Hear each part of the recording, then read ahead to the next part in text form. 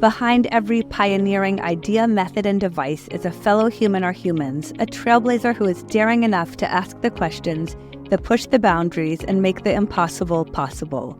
I'm Sharon Kedar, co-founder of North Pond Ventures, a multi-billion-dollar science-driven venture capital firm, and the host of Innovate and Elevate. In each episode, we'll have candid, in-depth conversations with top doctors, scientists, and innovators about leading-edge discoveries and how they impact our lives. It's time for all of us to innovate and elevate. Welcome, Carolee Lee, to the podcast. Carolee Lee is the CEO and founder of WHAM, Women's Health Access Matters, a nonprofit organization dedicated to closing the funding gap and addressing the historical exclusion of women in health research and innovation. By raising awareness and accelerating investments in the health of women, WHAM is not only transforming lives, but also economic growth. In 2020, Carolee brought together 25 leading businesswomen to launch WHAM and commissioned the transformative WHAM report, the first of its kind that quantified the economic benefits of investing in women's health research. Through her leadership, Carolee has shifted the conversation on women's health, bringing ethics, empirical data, and economic impact to the forefront and coalescing others to spearhead effective change. Prior to founding WHAM, Carolee built and eventually sold her preeminent global fashion brand to Luxottica in 2001. Carolee serves on numerous public and private boards, including the La Jolla Institute for Immunology, the Women's Health Advisory Board at Brigham and Women's Hospital, and the Women's Leadership Board at the John F. Kennedy School of Government at Harvard University. This fall, WHAM is launching two major initiatives: the WHAM Investment Collaborative, a consortium of global investment leaders poised to be the industry-leading catalyst in doubling VC investment for women, and the WHAM Report, in collaboration with KPMG US and the KPMG Foundation, which will offer a deep dive into the current state of women's health investment and offer concrete solutions to closing the funding gap. Carolee, welcome to the podcast. Well, Sharon, I'm just delighted to be here, and thank you so much for inviting me.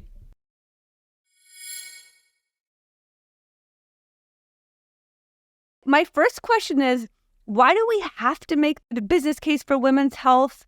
And, I'm a venture capitalist. I don't see compelling investments come across my desk often enough.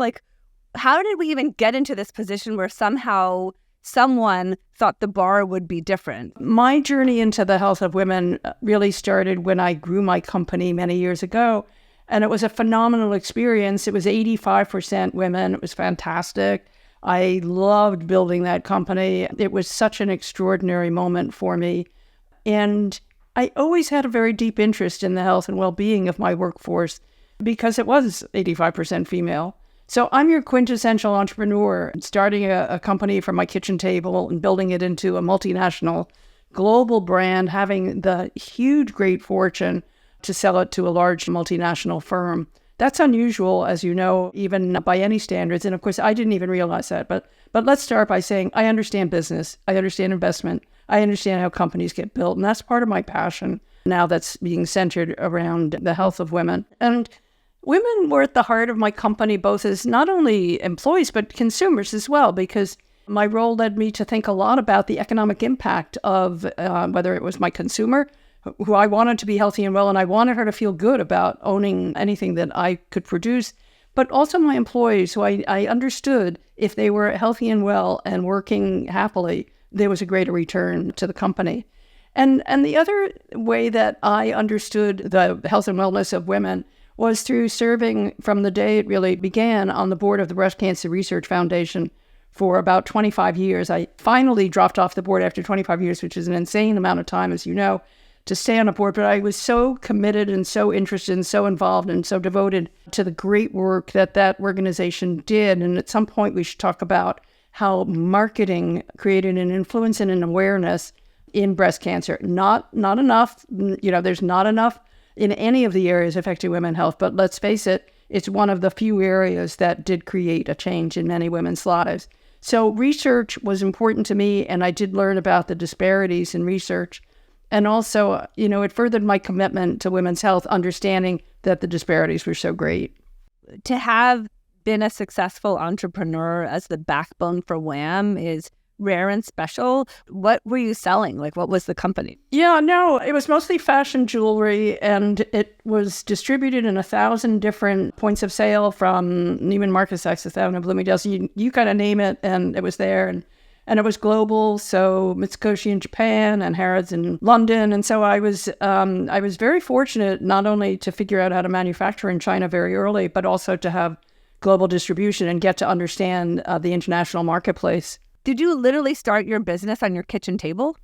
I did. Actually, I started a little bit earlier in college while I was stringing all kinds of interesting beads that I was buying on leather cord to make money, because I grew up with basically very little money and in a very middle-class environment. And that was an incredible experience. Obviously, there's a creative side of me, but there's also a business side, which is a good thing. I think the business side might have won out, which is also okay. But the creative side understood what created happiness for me and a sense of achievement, accomplishment, or more fulfillment. And the business side, I think, understood there had to be a profit, which is a good thing. And also that I surrounded myself with people who are much smarter than I am in many different areas. And that takes a skill, which you know. And we can talk about entrepreneurship forever, because one of my favorite topics.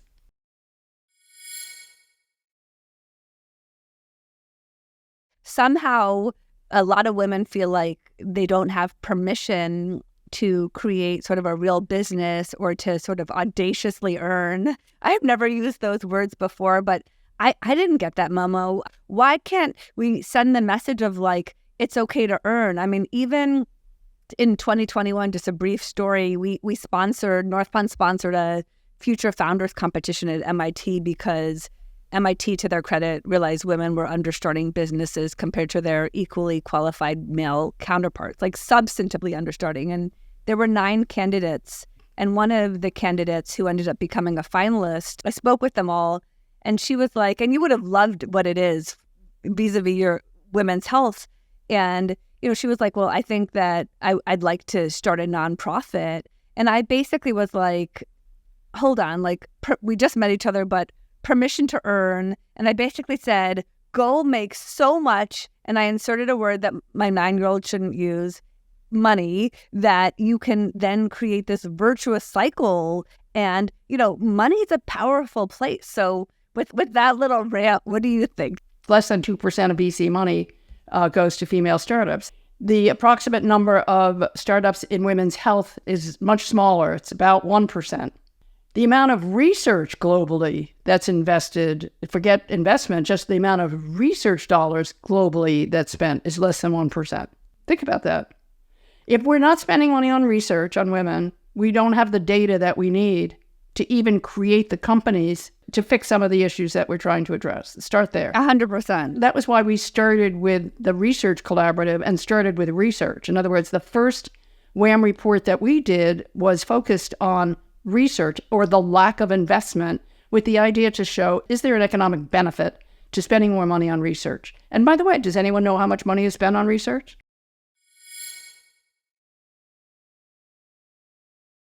So I guess, Carolee, just to put a fine point on it, when you're talking about more female-founded companies, are you talking about it on behalf of women's health? Are you talking about it in terms of entrepreneurship, or both? And to be clear, where I sit, I'm a fan of both. So I'm genuinely seeking to just understand.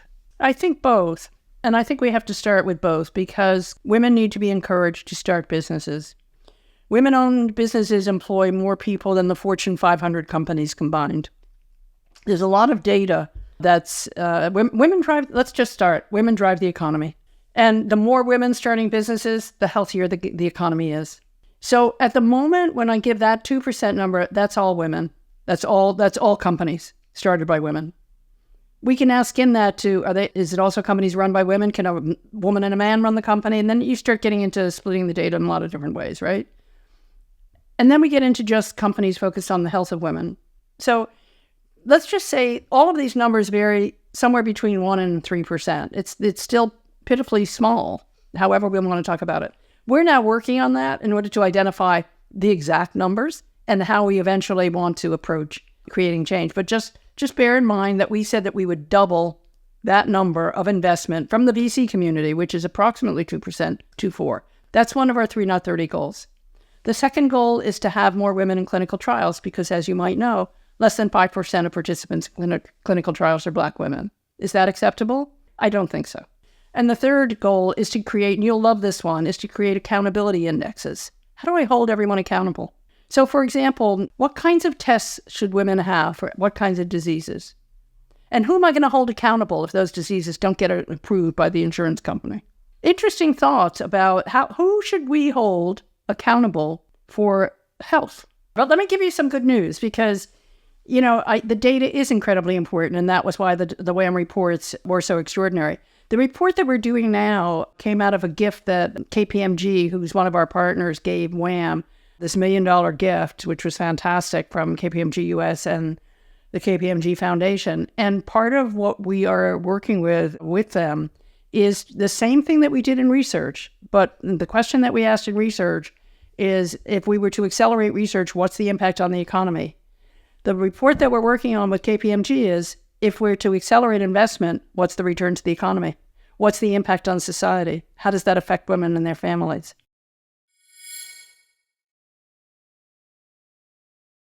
I think the number one thing that for us that we need to be focused on, it's what we did pretty much with the first reports, which is, are you aware of this data? Is this acceptable to you? And, if you start there, the answer should be no, obviously. So now let me share with you, wait, you have a daughter? How about I want your daughter to be able to start this company? And if she's going to be turned down 9 out of 10 times, is that acceptable to you? I don't think so. We're going to have to get both sexes, men and women, on board to support this. It's not just about women. Women have to feel obviously compelled to want to create change because it is about their body. And without this information, whether it's the research or the investment, it affects their health. Yes. But men who love women should be just as upset because women are an integral part of their life. It's up to us to really, if you want to create change, part of it is up to us. That's why I come back to say to you, yes, there's bias. I might not be able to change that. But what can I change? What can I make different? What can I improve? What can I move? What needle can I move? So what I would say to you is what we have to be focused on, I think, is the kinds of things that we can create a shift or a change and make and improve upon, make different. Well, thank you, Carolee, for being on the podcast. You were such an inspiration. You're a force of nature. I think that you can get pretty much anyone to do anything. So thank you so much for being on the podcast. No, it's my pleasure, but I can only do it with you. This is the thing. So I so appreciate those very kind words, but let me be very clear. I need you. I need the power that we all bring to be collective. So I, as an individual, can only do so much, but imagine if we add it all up, what we can all do.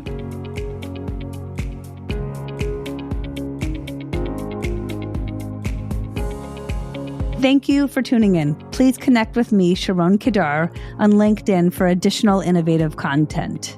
If you enjoyed this episode, please take a moment to like it, and don't forget to subscribe to the channel by clicking the button below this video. The views and opinions of the host and podcast guests are their own professional opinions and may not represent the views of North Pond Ventures.